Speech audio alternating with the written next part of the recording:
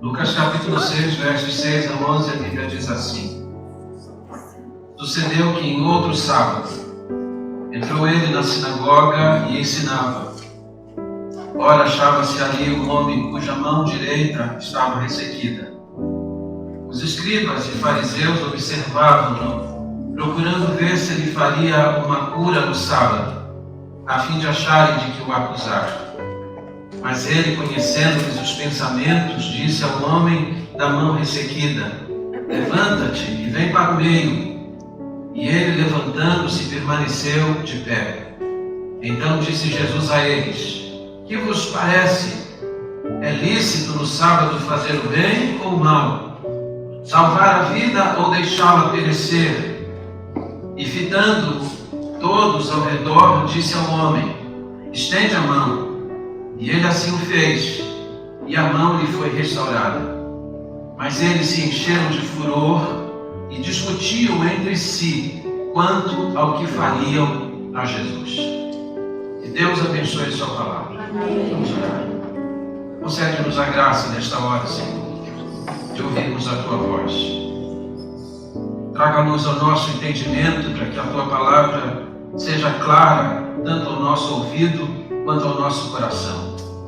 E teu Espírito Santo possa usar o pregador e possa também tratar o coração de cada um de nós aqui por esta palavra que será exposta, porque esta é a tua palavra.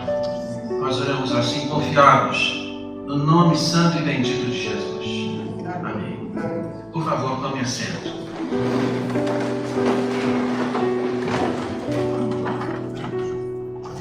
Essa passagem da Bíblia está registrada nos 3 evangelhos sinóticos: Mateus, Marcos e Lucas. Nós estamos lendo essa passagem neste evangelho porque nós estamos lendo o relato de um médico. Lucas, além de um bom historiador do ministério de Jesus e da sua igreja, era também conhecido como médico amado. E como médico, ele foi capaz de colocar aqui alguns detalhes que não estão presentes nos outros evangelhos. E observe que ele vai retratar para nós aquilo que aconteceu dentro de uma sinagoga. Um verdadeiro confronto que se estabeleceu naquele lugar, e nós vamos pensar sobre isso hoje à noite, a partir de 5 aspectos que eu julgo importantes. Primeiro, o dia do confronto. O relato começa dizendo: Sucedeu que em outro sábado. Aqui está estabelecido o dia do confronto, o momento em que isso se deu. E essa informação ela é importantíssima no texto, porque esse texto vai revelar para nós que o ponto central é o modo como Jesus observava esse dia. E note que diz o texto que Jesus estava na sinagoga no dia de sábado e ensinava. Esse era o vetor do ministério de Jesus. Embora lembremos sempre o seu poder de realizar milagres, e Jesus foi abundante nessa área, a ênfase do seu ministério não era essa. O seu ministério foi focado no ensino. Em Marcos, capítulo 1, verso 38, a Bíblia diz que ele é informado pelos discípulos que as multidões o procuram. E ele aponta uma outra direção diferente dessa, dizendo: Eu vim para ensinar. E ele indica aos discípulos um outro caminho, mas outras cidades da volta, porque ele deseja pregar e ensinar a elas, porque ele disse: Foi para isso que eu vim. Jesus nunca se deixou desviar desse curso no seu ministério. A Bíblia não identifica a sinagoga onde isso aconteceu, mas isso aconteceu na região da Galileia. E particularmente eu acho que isso aconteceu na sinagoga em Cafarnaum. Quando eu fui a Cafarnaum, eu tive a oportunidade de entrar na sinagoga que Jesus frequentava. Ainda está ali um assento, uma cadeira. E aquela cadeira era a cadeira de Jesus, segundo os historiadores, era ali que ele ensinava. E aqui nós temos um outro aspecto que é importante a gente sempre lembrar. Jesus ele era zeloso da vida espiritual. Jesus estava sempre no sábado na sinagoga, reunido com os irmãos. lendo a palavra, estudando a palavra, ministrando a palavra, orando com eles e aprendendo também da lei do Senhor. E ele fazia da sinagoga esse lugar. Observe que os judeus tinham 2 lugares de reunião. Eles tinham o templo em Jerusalém, para onde todos se dirigiam pelo menos uma vez por ano. Nós temos vários salmos na Bíblia que mostram os cânticos de peregrinação quando todos caminhavam para o templo em Jerusalém. Mas, via de regra, aos sábados eles estavam reunidos nas sinagogas. A sinagoga era um lugar de encontro, era um lugar de ensino, era um lugar de comunhão.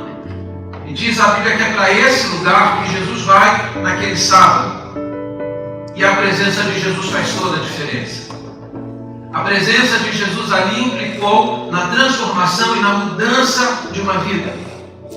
E eu fico feliz em pensar que hoje à noite, e eu penso isso por causa da fé pela qual eu fui persuadido, de que Jesus também está presente entre nós. E sempre que o Senhor está presente, nós devemos sempre nos reunir na expectativa de que um milagre vai acontecer.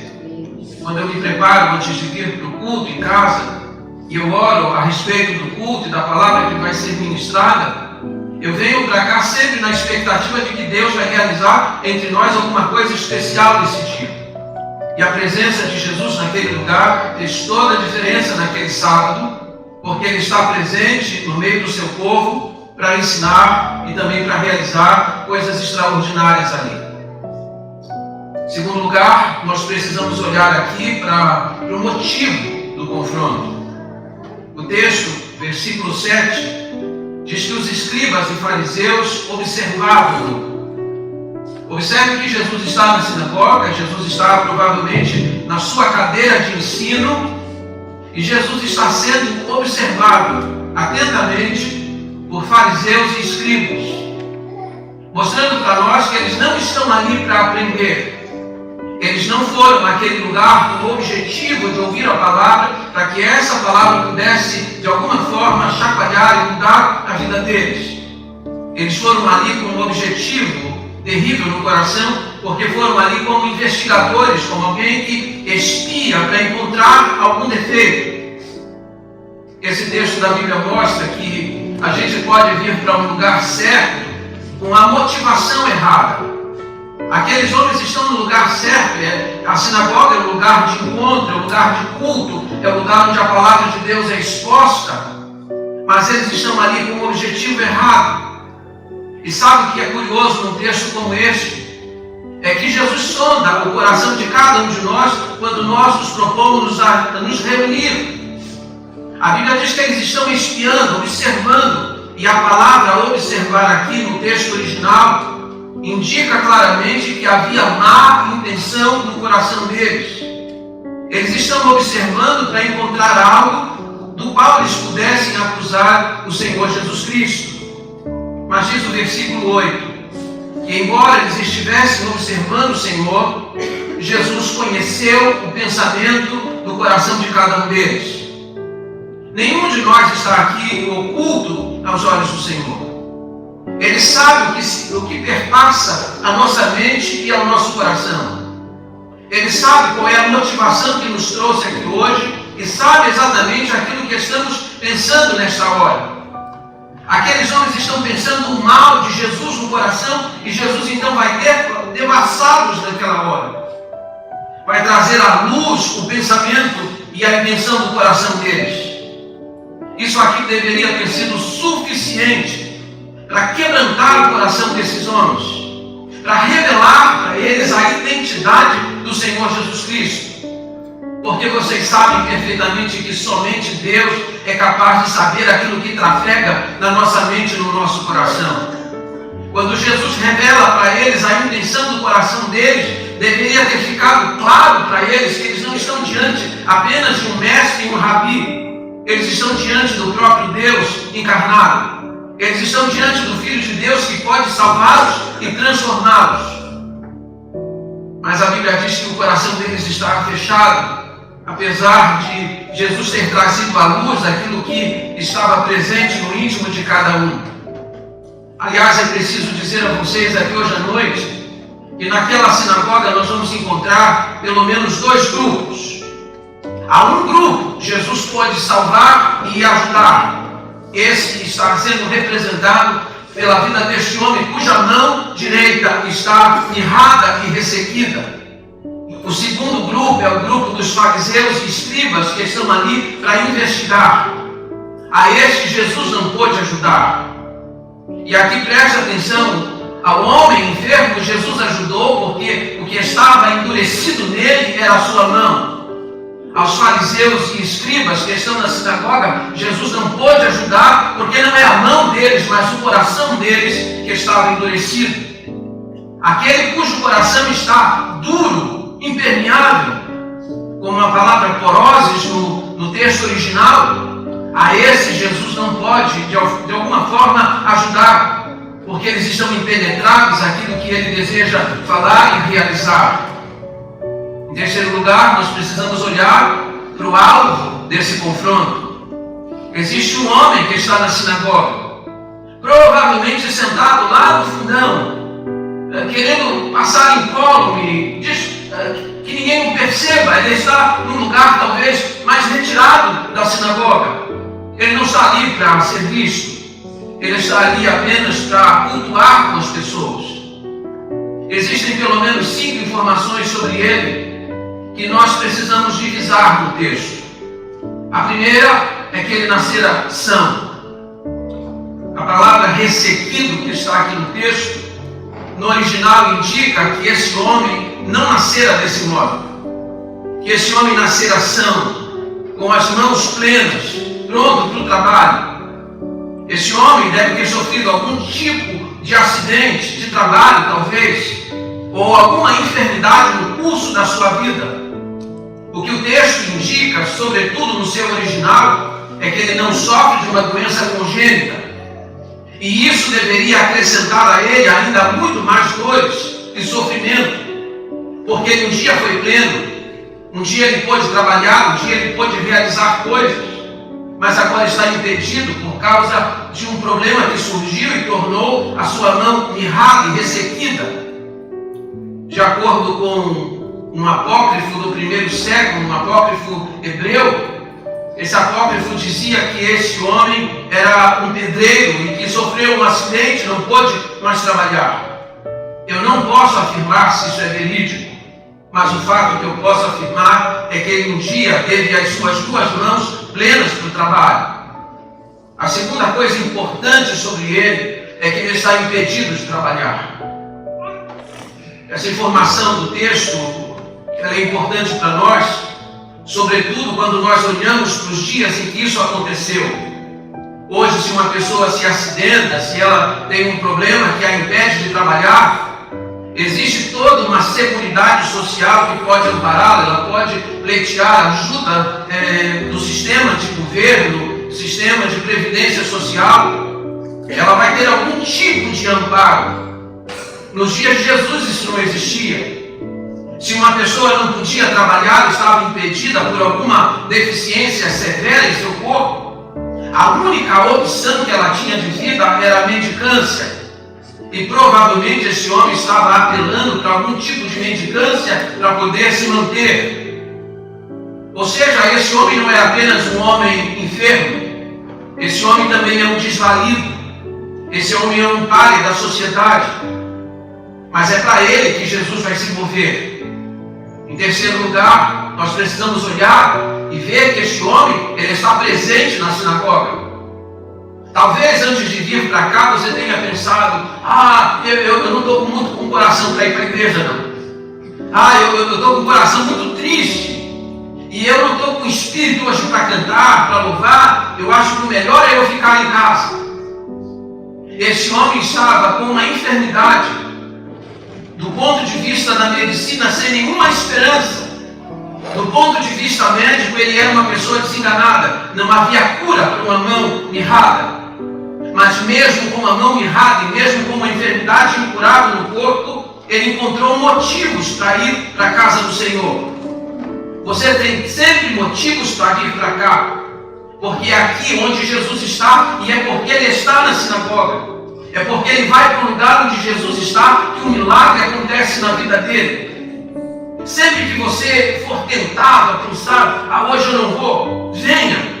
Porque pode ser nesse dia que o Senhor vai realizar algo inesperado na sua vida. Sabe como que esse milagre é conhecido no meio acadêmico? Como um milagre surpresa. Esse era um milagre improvável. Essa era uma história que provavelmente ia terminar do modo como estava. Esse homem ia morrer com as mãos mirradas. Mas ele fez da casa de Deus o caminho. Ele foi para o lugar onde Jesus estava reunido com o povo. E o Senhor então agiu na vida dele e trouxe solução para um problema insolúvel que havia ali. A quarta informação sobre ele é que ele não pediu milagre. Nem ele, nem ninguém na sinagoga chegou a Jesus dizendo: Senhor, está aqui um homem enfermo. Ou esse homem com a mão mirrada chegou para Jesus e disse: o Senhor pode curar a minha mão? Não, ele não fez nenhum pedido. A iniciativa partiu inteiramente de Jesus. E note que ele não está trazendo uma enfermidade que pode levá-lo à morte. Ele traz uma enfermidade que debilita a vida dele, que limita a ação da vida dele. Mas embora ele não tenha pedido, o Senhor se manifestou com compaixão e misericórdia para a vida dele. Aliás, naquela sinagoga, diz Marcos capítulo 5, Marcos capítulo 3, versículo 5, que Jesus vai manifestar naquela sinagoga 2 sentimentos. Diz a Bíblia que olhando em redor, ele ficou indignado e condoído. 2 sentimentos que Jesus manifesta no lugar. Ele fica indignado com a atitude daqueles homens maus que estão reunidos num lugar tão santo, num dia tão importante que era o sábado, que é um lugar e um tempo reservado para a adoração de Deus. Jesus olha em redor e fica indignado.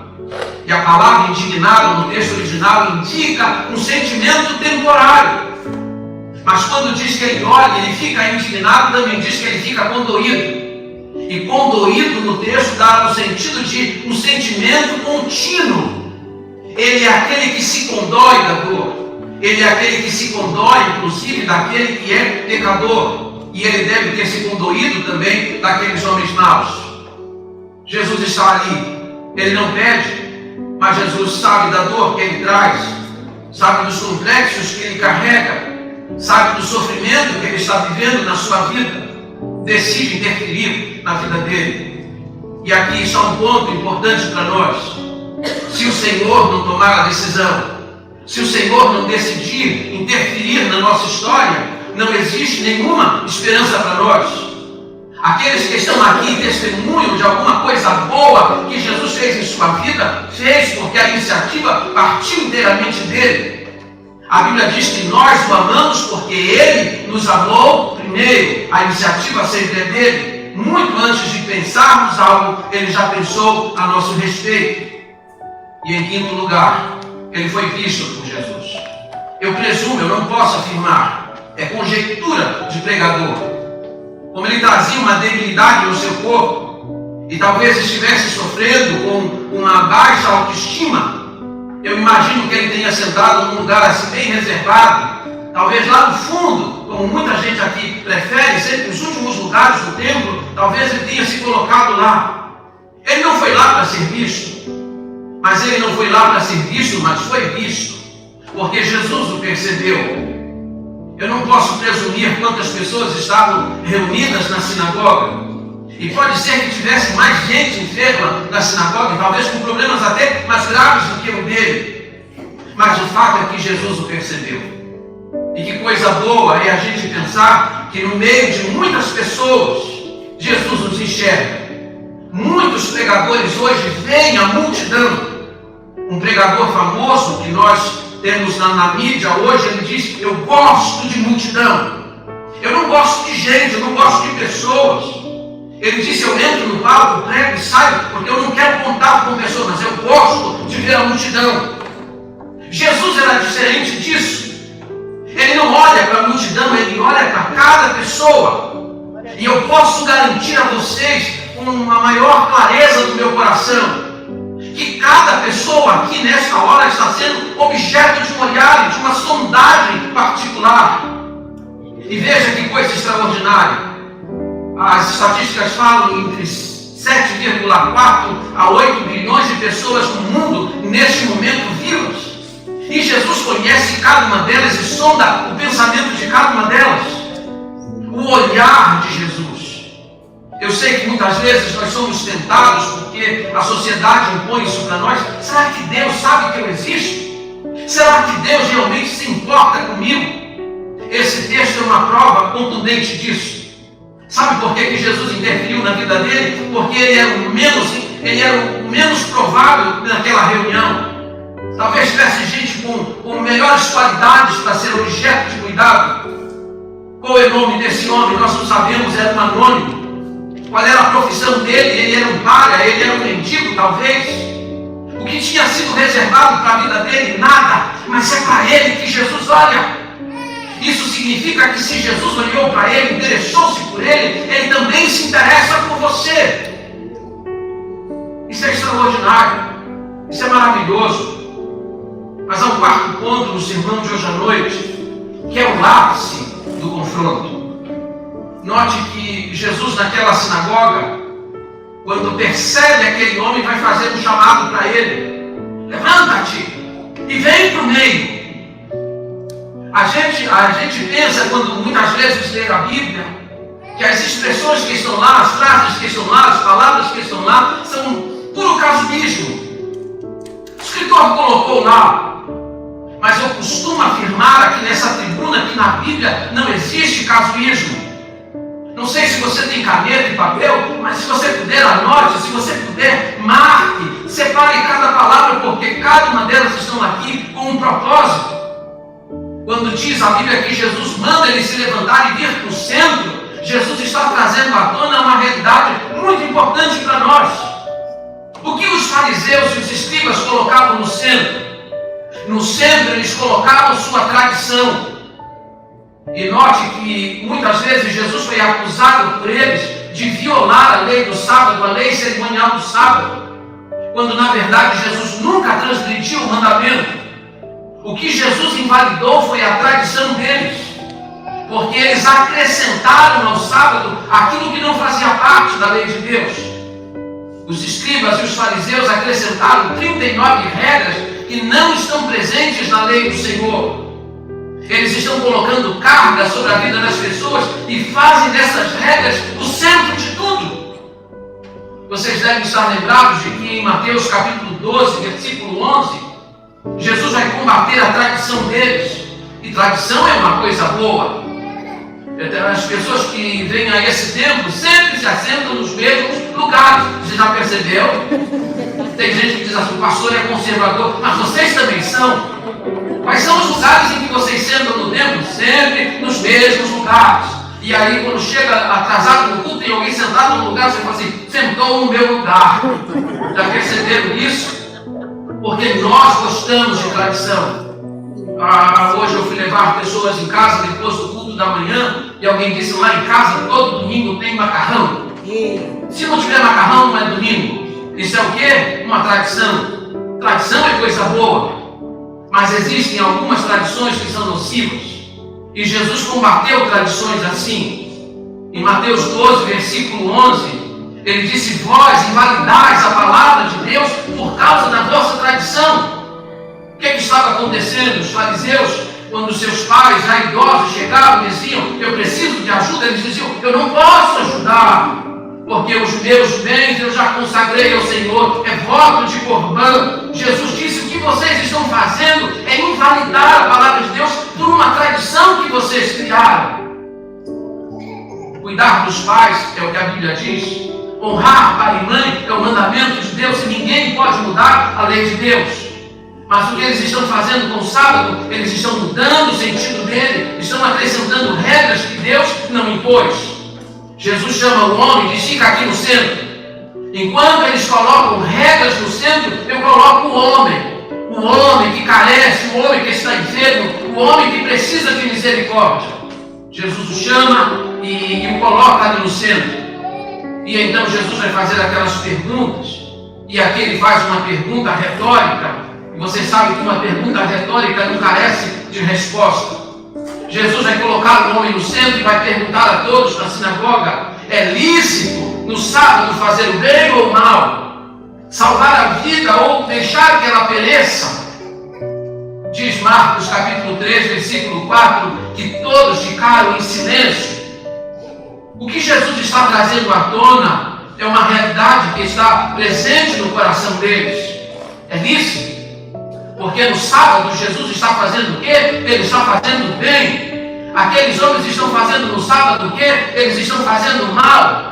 Jesus está dando vida e eles querem tirar a vida de Jesus por fazer um milagre nesse dia. Esse texto da Bíblia mostra que Jesus está recuperando o sentido litúrgico do dia do Senhor. Eu não vou explicar aqui porque que a gente não guarda sábado e guarda domingo, porque vocês estão suficientemente esclarecidos quanto a isso. Mas aqui eu preciso lançar luz sobre esse conceito que nós abraçamos, que é o dia do Senhor. O que é guardar o dia do Senhor? Tem gente que dorme o domingo inteiro e diz assim: eu descansei, guardei o dia do Senhor. Dormi o domingo inteiro, não fiz nada para ninguém. Isso não é guardar o dia do Senhor. Jesus mostra como que o dia do Senhor, ele deve ser observado. Ele deve ser observado na adoração a Deus. Nós paramos a nossa vida, paramos o nosso sentido de busca de lucro e nos voltamos inteiramente para Deus e aproveitamos esse dia também para abençoarmos a vida de pessoas e exercermos na vida delas a misericórdia. Foi para isso que Deus estabeleceu o sábado. Ele disse: o Senhor, ele estabeleceu esse dia, não foi o homem criado por causa do sábado, mas o sábado foi criado para o homem, foi para o bem-estar dele. Portanto, quando Jesus está curando esse homem, restaurando a vida dele, Jesus está fazendo bem a ele. As duas coisas que era a essência do dia do Senhor, Jesus tinha observado. Ele está na casa de Deus para adorá-lo. Ele está na casa de Deus para fazer o bem a quem precisa. Ele recupera o sentido litúrgico desse dia. Como que você observa o dia do Senhor? Dormindo, não fazendo nada, em atividades fúteis. Nós precisamos de um dia e consagrarmos esse dia ao Senhor. Eu sempre que falo sobre esse assunto para os meus alunos na escola bíblica dominical, eu lembro um fato que marca a minha percepção a respeito do dia do Senhor. Nas minas de carvão na Áustria, no passado, a extração do produto que saía lá do fundo da terra era com a tração animal. Eles levavam cavalos lá para o interior das minas. E aqueles que eram mais cuidadosos, pelo menos uma vez por semana, tiravam os cavalos de dentro daquelas minas e traziam para fora para que eles pudessem contemplar a luz do sol. Sabe o que isso fazia com os cavalos? A visão deles era preservada. Mas os cavalos que ficavam dias, semanas, meses, sempre dentro daquelas cavernas, sem ver a luz do sol, eles ficavam cegos. Essa ilustração ela é esclarecedora para nós. Se você trabalha semana após semana, dia após dia, mês após mês, e você nunca tem tempo e não separa nunca um dia para cultuar a Deus, para ouvir sua voz, sabe que isso vai acarretar a sua alma? Você vai ficar cego. Você precisa da luz de Deus. Você precisa receber a luz do Evangelho, e a gente recebe isso quando separa um dia para o Senhor. Nós precisamos recuperar o senso de vir para a igreja aos domingos. Eu sei que a gente pode ter muita coisa, você trabalha e tem roupa para lavar, tem roupa para... E às vezes eu até brinco com as pessoas: preciso ir para casa porque você tem roupa para lavar, tem roupa para passar. O pessoal fica olhando para mim assim, mas não, eu estou brincando. Eu já tenho ajuda da minha esposa em casa. Mas eu sei que talvez você fique tentado a ficar em casa para colocar em ordem as coisas. Mas você coloca em ordem as coisas e coloca em desordem a sua alma. Nós não estamos vindo à igreja porque a igreja precisa de nós, ou Deus precisa de nós. Nós estamos vindo à casa do Senhor porque nós precisamos de Deus, precisamos ouvir a sua voz, precisamos receber a sua luz para conservar a nossa alma viva. A igreja é importante. E aqui, essa palavra, eu falo com o meu coração ardendo para vocês. Tem gente que despreza a igreja, mas nunca despreze a casa do Senhor. Jesus dava muito valor à igreja, deu tanto valor a ela, que diz, Efésios capítulo 5, verso 22, que Ele deu a sua vida pela igreja. Se Ele deu a vida por ela é porque ela é importante. Recupere o senso desse dia, a importância dele. Relegue as outras coisas para outros dias, mas não deixe de vir para a casa do Senhor. Pastor, eu estou estudando, pastor, estou fazendo isso, eu vou fazer uma prova de concurso. Faça isso em outro horário, mas não roube um tempo que é precioso para a sua alma. Você precisa vir para a igreja. Você precisa ouvir a voz de Deus. Você precisa consagrar um dia para Deus. Foi isso que Deus exemplificou na criação. A Bíblia diz que 6 dias ele trabalhou e no 7º ele fez o quê? Descansou. Mas descanso aqui não é deitar numa rede e dormir o domingo inteiro.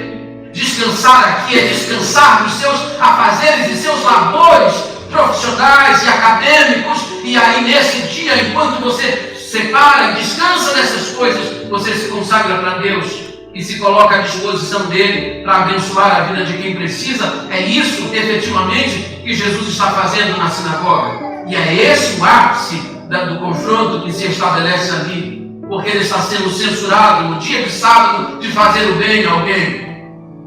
E é curioso porque em Mateus 12, versículo 11, Jesus vai confrontar a inversão de valores que está acontecendo na sinagoga. Ele disse assim: e se caísse um animal de vocês em um buraco? E se esse animal estivesse correndo risco de morte, o que vocês fariam? Ele disse: vocês iam tirar o animal do buraco. Então quer dizer que um animal vale mais do que a vida de um homem? Nós corremos risco numa sociedade como a nossa hoje, de darmos mais valor às coisas, de darmos mais valor aos animais do que à vida humana. Jesus coloca o homem sempre no centro. Jesus dá importância à vida desse homem, mesmo quando a vida dele não corria um sério risco, pelo menos iminente naquela hora. Quinto lugar, o resultado do confronto. E esse resultado ele é importante para a gente pensar, porque 2 coisas vão acontecer ali. Jesus chama o homem, coloca o homem no centro, confronta aqueles que estão ali com a intenção má no coração, e diz a Bíblia que agora Jesus vai dar 3 ordens para a vida desse homem. Presta atenção nas 3 ordens. A primeira, levanta-te. A segunda, vem para o centro. Essas 2 ordens que Jesus dá a ele inicialmente eram difíceis, mas eram possíveis. Ele podia se levantar, ele podia vir do lugar onde ele estava sentado e vir para o centro da sinagoga. Era difícil ter todos os olhares sobre ele, mas ele podia fazer. Mas Jesus vai dar uma terceira ordem para ele. E essa terceira ordem implicava em um exercício de fé. E eu quero dizer a você que está aqui que você precisa exercitar a sua fé em Jesus Cristo. Talvez você diga assim: eu não consigo vencer isso. Exercite a sua fé. Porque quando Jesus disse para ele: levanta-te, ele pôde se levantar. Vem para o centro, ele pôde vir. Mas agora Jesus disse para ele: estende a sua mão. Irmãos, estender a mão era tudo o que ele queria. A mão dele era ressequida. E note que Jesus não disse para ele: estenda o braço ele podia estender. A mão é que ele não podia, porque ela estava seca. O que está acontecendo aqui? Jesus está dando uma terceira ordem. E essa terceira ordem implica um exercício de fé. Jesus está mandando ele fazer aquilo que ele não pode fazer. E aqui um princípio. Quando ele nos dá a ordem para fazer aquilo que é impossível, ele também nos dá o poder para realizar a ordem que ele está dando. Todas as ordens que ele nos dá, elas vêm acompanhadas do seu poder. Estende a sua mão, mesmo sabendo que isso era impossível, ele estendeu e ele exercitou a sua fé. E diz a Bíblia que 2 coisas vão acontecer nessa hora. Primeira coisa que vai acontecer ali, vai acontecer um milagre instantâneo. Você já esteve doente, enfermo, esteve num leito de hospital, ficou muito tempo deitado. Normalmente as pessoas, quando ficam nessa condição, elas precisam ter acompanhamento de um fisioterapeuta. Rapidamente as suas juntas começam a se endurecer. E muitas pessoas que passam por um AVC ou coisa semelhante precisam passar por um longo tempo de um tratamento para recuperar os seus movimentos. Jesus disse para ele: estende a sua mão, e diz Mateus no seu evangelho que a mão dele ficou restaurada na mesma hora como a outra mão. Ela recuperou o vício na hora.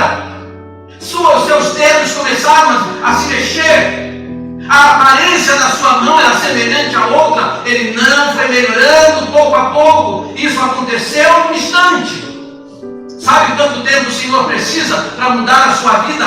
Um instante. Ele muda a vida num instante. O milagre foi instantâneo. Mas vai acontecer uma segunda coisa. Esse milagre que foi instantâneo, que era inegável, que era extraordinário, gerou ódio no coração dos fariseus e escribas.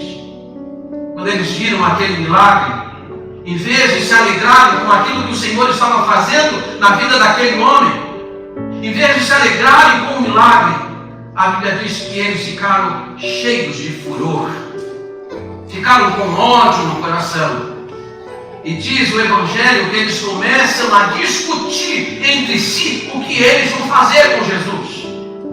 Aliás, sempre diante de Jesus, a gente vai ter que tomar essa decisão. Você que está aqui hoje, ou você que me acompanha pela internet, hoje você vai precisar decidir o que você vai fazer de Jesus. Eles estão ali decidindo o que vamos fazer com ele, diante disso que ele está fazendo. Marcos, no seu Evangelho, diz que eles estão conspirando com os herodianos para tirar a vida de Jesus, porque Jesus fez um milagre. Quem é que fecha o coração de alguém assim? Vê o milagre de Deus, vê a operação de Deus e o coração, em vez de se alegrar, em vez de glorificar, fica cheio de ódio. É Satanás que faz isso e o coração deles estava cheio dele. Mas eu vou terminar. Vou terminar com 4 palavras finais e breves, para a gente fechar a nossa meditação desse texto hoje à noite. Em primeiro lugar, a urgência do enfermo. Que dia que isso aconteceu? Sábado. O enfermo não poderia ter dito assim para Jesus: Senhor, se o Senhor fizer esse milagre hoje, o Senhor vai ter problema. E o Senhor vai trazer problema para mim também, porque vão me expulsar aqui da sinagoga. Vamos deixar para amanhã? Amanhã não vai ter problema, ninguém vai censurar. Afinal, a minha vida não corre risco, a minha mão está seca, mas eu posso esperar pelo dia de amanhã. Ele quis esperar pelo dia de amanhã? Não, ele tinha urgência em livrar-se do seu mal. Em nome de Jesus, você que está aqui, tenha pressa, tenha urgência.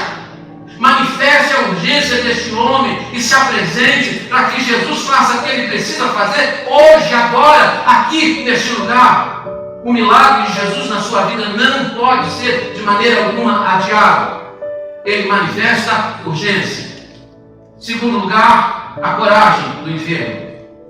Jesus disse assim para ele: levanta-te, vem aqui para o meio. Tente imaginar aquele lugar cheio de gente. Era sábado. Era o momento quando a comunidade inteira se dirigia para a sinagoga. O lugar devia estar apinhado. Aquele homem que provavelmente queria ficar num completo anonimato naquela reunião, ele entra, sai da reunião, ninguém percebeu, eu não quero ser visto, e Jesus o chama. Ele tem que atravessar o salão, todos os pares de olhos estão sobre ele. Isso é difícil, mas ele vem. Ele vence o temor, ele vence a vergonha, ele sai de onde está, ele se manifesta publicamente. E aliás, decisão é assim, ela tem que acontecer de forma pública. A Bíblia diz de um homem que procurou Jesus à noite, e provavelmente porque não queria ser visto na companhia de Jesus. Felizmente, quando Jesus morre na cruz, este homem se apresenta durante o dia ao lado de José de Arimateia para cuidar do corpo de Jesus, e isso de forma pública. Cristo não tem seguidores secretos. 007 funciona no cinema, mas não funciona na igreja. Na igreja não existe agentes secretos, existem pessoas que se comprometem com ele de forma pública. Sai do seu lugar e vem. E ele se levantou e veio. Em terceiro lugar, precisamos olhar para a obediência do enfermo. Porque Jesus disse para ele: vem. E vai dizer para ele fazer uma coisa que provavelmente ele não estava à vontade de fazer. Ele provavelmente, como as roupas eram talares nos dias de Jesus, eram muitas roupas sobressalentes, e provavelmente ele escondia a sua mão direita debaixo de algum tecido. Os expositores, os melhores expositores, imaginam que ele sofria de um complexo de inferioridade, que ele não tinha prazer e fazia questão de esconder aquela mão dos olhares dos outros. Mas Jesus vai dizer para ele: estende a tua mão. aqui. Jesus está trazendo para a luz aquilo que ele queria esconder. Jesus está trazendo para a luz um problema que ele queria manter escondido. Há pessoas aqui nesse lugar que possivelmente tem alguma coisa que não se sente à vontade e não quer nunca revelar para ninguém. Tragédias da própria vida que a gente quer manter escondido num canto. Mas Jesus faz questão de trazer essas coisas para a luz, porque Jesus não quer despedir este homem apenas curado no corpo, ele quer curar a alma dele, quer curar os seus traumas, os seus complexos, e quer trazer restauração plena para a vida dele. E ele só faz isso quando a gente se mostra de uma maneira plena, completa e real diante da sua face. E por último, a carência do enfermo. Vem para cá. E ele vem. Há pessoas que já ouviram esse chamado aqui muitas vezes, mas recuaram diante dele. Mesmo conscientes de que precisam desesperadamente tomar uma decisão como essa. Que precisam ser de Jesus, que precisam ouvir sua palavra, aprender da palavra, andar, ser discípulo dele. Estão cientes disso. Confessam que essa palavra é a palavra de Deus. Que indicam até para as pessoas, vão para a igreja. Vocês sabem que tem pessoas não crentes aqui na cidade que quando conversam com alguém, dizem, eu não sou lá da igreja batista, mas vai para lá. Já teve gente que chegou aqui por mãos de incrédulos. Porque esse incrédulo não quer estar aqui, mas ele indica esse lugar como um lugar ideal para que as pessoas venham. Elas não querem se comprometer. Talvez com medo e receio da família, dos amigos, enfim. Mas esse homem está aqui num ambiente em que ele pode ser pressionado. Porque tem gente lá com má intenção no coração. Mas ele atende à voz do Senhor. Porque ele entende que ele tem uma carência. Ele sabe que ele precisa desesperadamente do Senhor. E atende a sua voz. Saiba que existe um carente aqui hoje entre nós. E esse carente não é o Senhor. Esse carente é você. Ele trouxe você aqui porque ele quer tratar aquilo que talvez nenhum analista nesse mundo seja capaz de tratar. Ele quer chegar lá nos porões da sua alma para trazer uma solução definitiva e completa para a sua vida. E sobretudo ele quer trazer salvação para você. A minha pergunta, e é com ela que eu vou terminar o sermão de hoje, é essa. Como que você quer voltar para casa? Ressequido, mirrado ou restaurado? Como que você quer voltar para casa? Salvo ou perdido? Como que você quer voltar para casa? Restaurado ou com o coração fechado? Dois grupos estavam reunidos naquela sinagoga. Os que chegaram lá com o coração fechado, voltaram com o coração fechado. Mas aquele que chegou lá, carente, foi objeto do cuidado, voltou para casa salvo e completamente restaurado.